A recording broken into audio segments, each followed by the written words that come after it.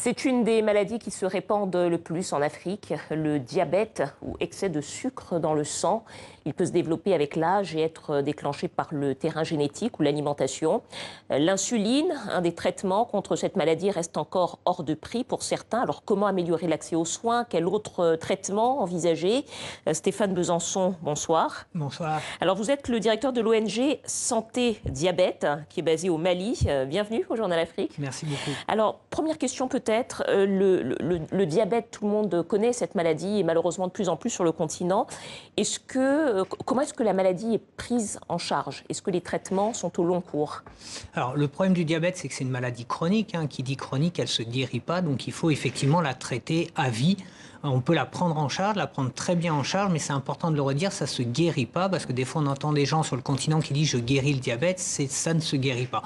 Par contre, aujourd'hui, avec différents traitements, avec une hygiène de vie correcte, on peut vivre très bien et très longtemps sur le long cours avec la maladie. C'est ce qu'on appelle stabiliser son diabète, finalement, c'est ce qu'on cherche à faire avec les patients. Oui, tout à fait. En fait, le diabète, c'est un excès de sucre dans le sang. Il faut réguler le taux de sucre dans le sang. Donc c'est ça, c'est tout l'enjeu, c'est de réguler cette glycémie qui est le taux de sucre dans le sang. Voilà, et pour réguler cette glycémie, il faut évidemment prendre les traitements et tout l'enjeu, c'est de pouvoir payer les traitements. On a justement une question à ce sujet d'un téléspectateur à Abidjan, M. Bamba Brahima. On l'écoute. Vraiment, à cause des médicaments, vraiment, le diabète, là, ça fait trop peur. Parce qu'une fois que tu as, vraiment, c'est difficile à soigner parce qu'il n'y a pas l'argent.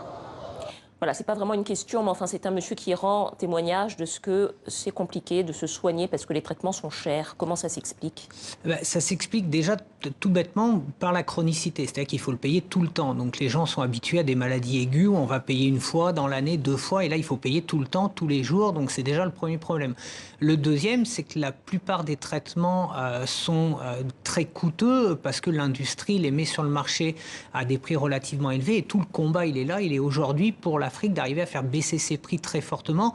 On a fait plusieurs études, nous, sur le terrain dans plusieurs pays africains. On a des familles qui dépensent pratiquement 40% des revenus, surtout s'ils doivent acheter de l'insuline, pour soigner ce diabète. Donc c'est vraiment central, ce travail d'accès au traitement sur les prix pour les faire baisser et pour que l'industrie, comme ça a été fait il y a une vingtaine d'années sur le VIH, mette sur le marché soit des génériques pour les industries des génériqueurs, soit pour les spécialités des molécules moins chères, accessibles. Justement, sur la question des génériques, pourquoi est-ce qu'aujourd'hui il n'y a pas davantage de génériques concernant le diabète? C'est un combat qui a été mené pour le virus du sida. Tout à fait. Le diabète est très répandu aussi sur le continent. Alors il y a 2 choses. Il y a les antidiabétiques oraux qui vont être des cachets. Là, il y a de plus en plus de génériques, notamment fabriqués par les Indiens ou les Chinois, qui sont très accessibles de plus en plus. Donc le combat, c'est d'aider les États à se les procurer et à les mettre sur le marché pour les populations. Après, il y a un deuxième problème, c'est l'insuline.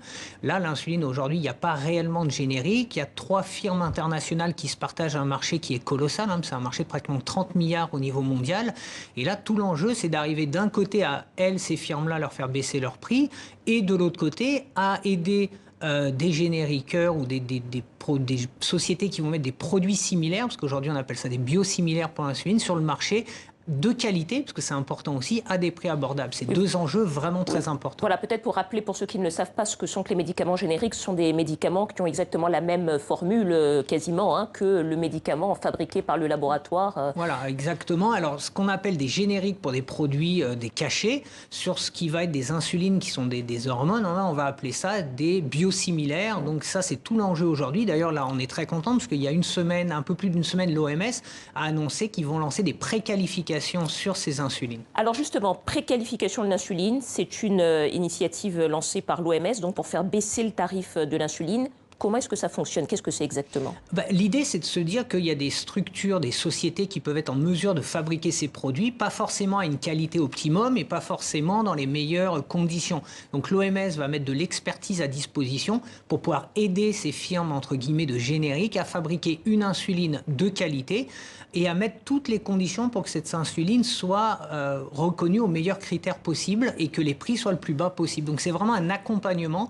C'est ce qui a été fait dans le VIH il y a une vingtaine d'années pour accompagner des compagnies à mettre sur le marché des produits de qualité et à un prix accessible. J'insiste vraiment sur les deux parce que c'est important. Le prix, c'est très important, mais il faut que la molécule soit de qualité pour la santé des patients. Comment est-ce qu'on peut expliquer que sur le sida, on a vu apparaître beaucoup de mouvements de la société civile, justement, pour faire baisser les tarifs? On a vu toutes ces questions naître, justement, en Afrique du Sud.